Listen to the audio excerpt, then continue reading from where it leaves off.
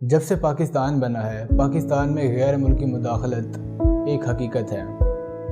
آج کی اس ویڈیو میں ہم ایک ایسی ہی غیر ملکی سازش کو بے نقاب کریں گے جس کے نتیجے میں پاکستان کے وزیر اعظم کو پھانسی دے دی گئی۔ جی ہاں، میں ذوالفقار علی بھٹو کی بات کر رہا ہوں۔ I will not be a party to it. My country hearkens for me. Why should I waste my time here in the Security Council?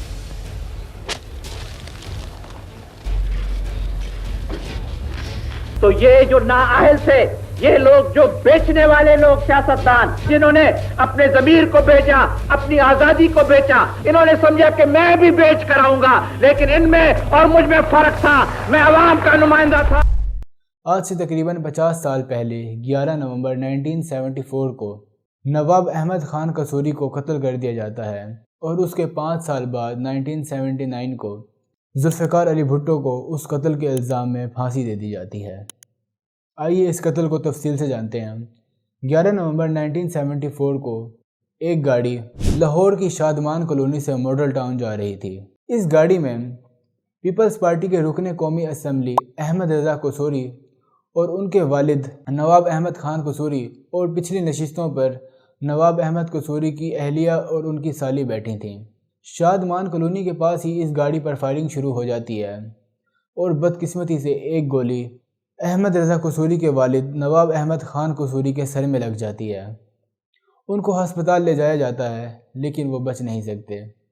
جب ایس ایچ او اس تمام معاملات کی انویسٹیگیشن کرتا ہے اور احمد رضا قصوری صاحب سے پوچھتا ہے کہ آپ کو کسی پر شک ہے، تو احمد رضا قصوری صاحب اس وقت کے پرائم منسٹر ذوالفقار علی بھٹو کا نام لیتے ہیں۔ احمد رضا قصوری صاحب نے اس وقت کے پرائم منسٹر ذوالفقار علی بھٹو کا نام اس وجہ سے لیا کہ اس وقت دونوں کے آپس میں اختلافات چل رہے تھے، اور پھر اکتوبر 1975 میں تحقیقاتی افیسر محمد حارث کی سفارشات پر اس کیس کو یہ کہہ کر بند کر دیا گیا کہ ملزمان کا سراغ نہیں لگایا جا سکتا۔ آج کی اس ویڈیو میں ہم اس بات کو ڈسکس نہیں کریں گے کہ آیا ذوالفقار علی بھٹو نے قتل کیا یا نہیں۔ 2011 میں اس وقت کے صدر آصف علی زرداری نے سپریم کورٹ میں اس کیس کے حوالے سے ایک ریفرنس بھیجا تھا، جس کی اس وقت 4 سے 5 ہیئرنگ ہوئی تھی، لیکن اب دوبارہ سپریم کورٹ کے chief justice of Pakistan justice Qazi Faez Isa us case کی دوبارہ سماعت کر رہے ہیں۔ دیکھیں کیا فیصلہ آتا ہے۔ آج کی اس ویڈیو بنانے کا مقصد اس بات پر نظر ڈالنا ہے کہ کیسے ذوالفقار علی بھٹو کے خلاف ایک پوری غیر ملکی سازش تیار کی گئی، اور جس کے نتیجے میں ان کو پھانسی دے دی گئی۔ ذوالفقار علی بھٹو کی حکومت 5 جولائی 1977 کو ختم ہوتی ہے۔ اس سے ایک سال پیچھے چلتے ہیں، اگست 1976 میں۔ اگست 1976 میں ذوالفقار علی بھٹو کی امریکن ڈپلومیٹ ہنری کیسنجر سے ملاقات ہوتی ہے۔ اس ملاقات میں ہنری کیسنجر ذوالفقار علی بھٹو سے کہتا ہے کہ آپ لوگ پاکستان کے نیوکلیئر پروگرام کو بند کر دیں، اور جو فرانس کے ساتھ آپ لوگ نیوکلیئر پروسیسنگ یونٹ کا معاہدہ کر رہے ہیں، اس معاہدے کو بھی آپ لوگ ختم کر دیں۔ لیکن ذوالفقار علی بھٹو نے اس کی بات کو ماننے سے انکار کر دیا۔ ہنری کیسنجر نے ذوالفقار علی بھٹو سے کہا، کیا یہ آپ کا آخری فیصلہ ہے؟ تو اس پر ذوالفقار علی بھٹو نے ہاں میں سر ہلایا۔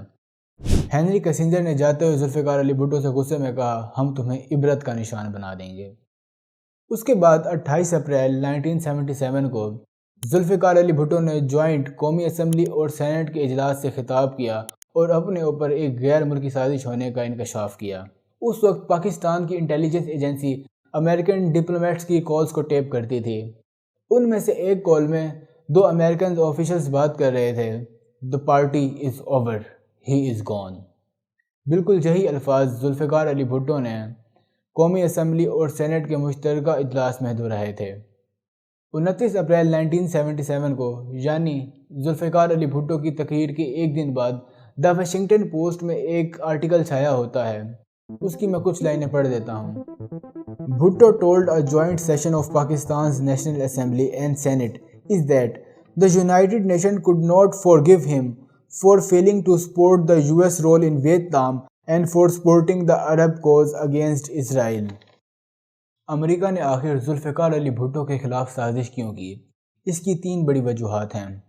امریکہ اور ویتنام کی جنگ میں امریکہ کا ساتھ نہ دینا، 1973 میں عرب اور اسرائیل کی جنگ میں عرب کا ساتھ دینا، اور پاکستان کے نیوکلیئر پروگرام کو بند نہ کرنا۔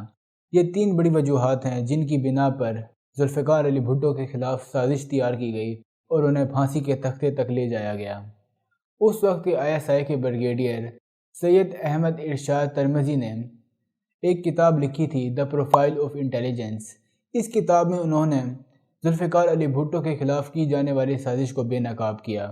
اس کتاب میں انہوں نے اس بات کی تفصیل کو لکھا کہ کیسے امریکہ نے مخالف سیاسی جماعتوں کو پیسے دے کر اس سازش کو کامیاب کروایا، اور اس کتاب میں ذوالفقار علی بھٹو اور ہنری کیسنجر کی ملاقات کو تفصیل سے بیان کیا گیا ہے۔ ترمذی صاحب نے اس کتاب میں مزید لکھا کہ جب امریکہ کی طرف سے کوڈڈ میسج دفتر خارجہ کو موصول ہوا تو یہ میسج میں لے کر اپنے دفتر میں چلا گیا، اور جب میں نے اس میسج کو ڈی کوڈ کیا تو اس میسج میں واشنگٹن کی طرف سے پاکستان کے اپنے دفتر کو یہ ہدایت بھیجی گئی تھی کہ بھٹو کا پھانسی کے تختے تک پہنچنا یقینی بنایا جائے۔ یہ پاکستان کے اندرونی معاملات میں ایک کھلم کھلا مداخلت تھی۔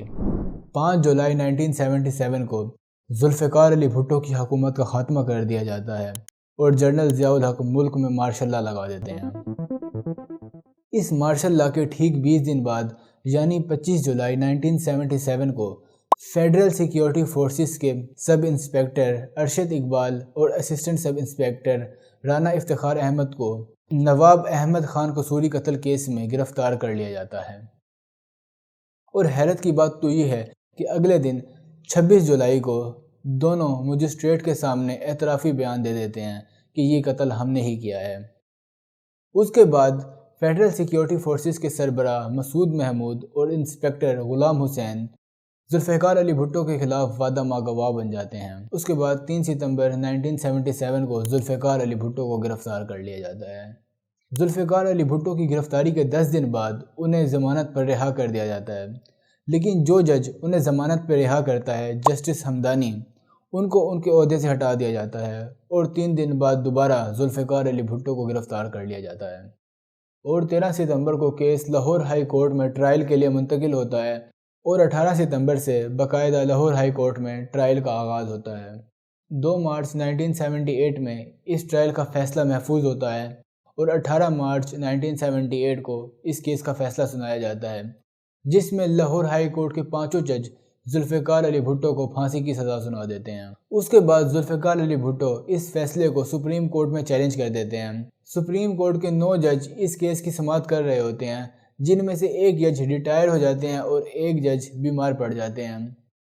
سپریم کورٹ کا 7 رکنی بینچ اس کیس کی پھر سماعت کرتا ہے، اور 4-3 سے لاہور ہائی کورٹ کے فیصلے کو برقرار رکھا جاتا ہے۔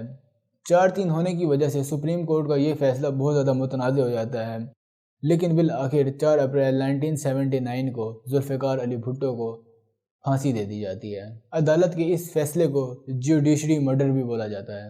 ملتے ہیں ایک اگلی ویڈیو میں، تب تک کے لیے اللہ حافظ۔